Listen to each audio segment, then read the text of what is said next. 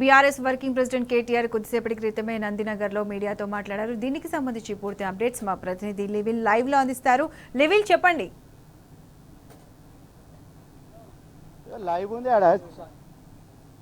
లివిల్ మాట్లాడండి. మొన్నటి నుంచి కూడా ఏసీబీకి సంబంధించి ఊరుస్తూ వస్తుంది. వాళ్ళ కాంగ్రెస్ ప్రభుత్వం మోసపూరిత కుట్ర కేసులకు సంబంధించి వాళ్ళ మరొకసారి కూడా అంత లీకులే అని మరొకసారి తెలిపింది. వాళ్ళు ఏదైతే మొదటి నుంచి కూడా అనేక అంశాలను ఫార్ములా ఈకి సంబంధించి BRS working president KTR media సమావేశంలో వెల్లడించారు. వాళ్ళ మరొకసారి కూడా ఏదైతే ఫార్ములా ఈకి సంబంధించి ఏసీబీ నమోదు చేసిన కేసు కావచ్చు, ఇటు హైకోర్టులో క్వాష్ పిటిషన్ సంబంధించి కొట్టివేసిన నేపథ్యంలో కూడా మరొకసారి కూడా కేటీఆర్ స్పందించారు. ఏదైతే ఇవాళ ప్రజలకిచ్చిన హామీలను పక్కదో పట్టించేందుకు ప్రజలకిచ్చిన హామీలు అమలు చేయకపోకుండానే ఇవాళ బీఆర్ఎస్ పార్టీ పోరాటం చేస్తుంది, ప్రజలకు మద్దతుగా నిలుస్తుంది. దానికి మద్దతుగా నిలుస్తున్నందున ఇవాళ అటెన్షన్ డైవర్షన్లో భాగంగానే ఈ ఏదైతే ముఖ్యమంత్రి ఈ విధంగా కేసుల వైపు తీసుకెళ్తున్నారు. కేసులను కొత్త కాదు, మాకు తెలంగాణ ఉద్యమంలోనే కేసులను ఎదుర్కొన్నాం, స్వరాష్ట్రం కోసం ఆనాడు జైలుకి వెళ్ళిన చరిత్ర మాది. ఇవాళ న్యాయపరంగా మేము ఖచ్చితంగా పోరాటం చేస్తాం.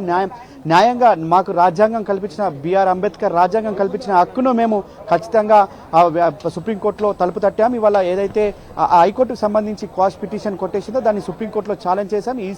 ఏసీబీకి సంబంధించి ఏదైతే న్యాయవాదుల సమక్షంలోనే విచారణ జరగాలని చెప్పేసి కూడా మేము మొదటి నుంచి చెప్తున్నాం. అందుకు అనుగుణంగా హైకోర్టులో సైతం మేము న్యాయవాదుల సమక్షంలో విచారణ జరిపేందుకు అనుమతి కోరుతామని చెప్పేసి కూడా బీఆర్ఎస్ వర్కింగ్ ప్రెసిడెంట్ కేటీఆర్ కొద్దిసేపటి క్రితమే మీడియా సమావేశంలో చెప్పారు. అయితే మొన్న ఏసీబీకి సంబంధించిన మేము వెళ్ళాము. న్యాయంగా మేము ఒక రాజ్యాంగబద్ధమైన పదవిలో ఉండి ఒక రాజ్యాంగాన్ని గౌరవించే వ్యక్తిగా ఉన్న నేను దాదాపు 45 నిమిషాల పాటు ఏసీబీ కార్యాలయం ముందు వేచి చూశాను. కానీ వారు ఎవరు కూడా అక్కడ స్పందించకపోయిన తీరు కావచ్చు, ప్రభుత్వం కావాలని అక్కడ వేచించిన దాన్ని పట్టి చూస్తే ఖచ్చితంగా వారికి విచారణ చేసేందుకు భయపడుతున్నారు, విచారణ చేసేందుకు వారు జంకుతున్నారు. కనుకనే విచారణకు వారు లోపలికి మమ్మల్ని అనుమతించలేదని చెప్పేసి కూడా మరొకసారి బీఆర్ఎస్ వర్కింగ్ ప్రెసిడెంట్ ప్రభుత్వంపై మండిపడ్డారు. ప్రభుత్వం ఇప్పటికైనా చేసిన తప్పిదాలను పక్కన పెట్టి ఇవాళ ఏదైతే బీఆర్ఎస్ పార్టీ ఆనాడు ఫార్ములా ఈకి సంబంధించి దేశ చరిత్రలోనే మొదటిసారి హైదరాబాద్లో నిర్వహించి ప్రపంచానికి ఈ హైదరాబాద్ ఘనతను చాటి చెప్పాం, ప్రపంచానికి హైదరాబాద్ యొక్క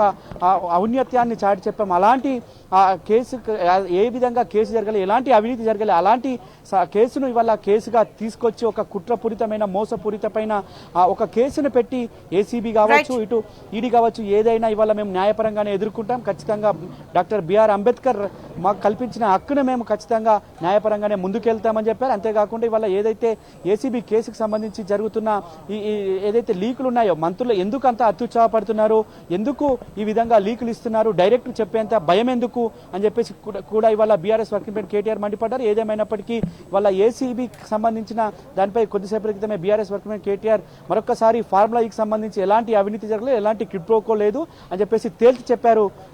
ప్రత్యూష.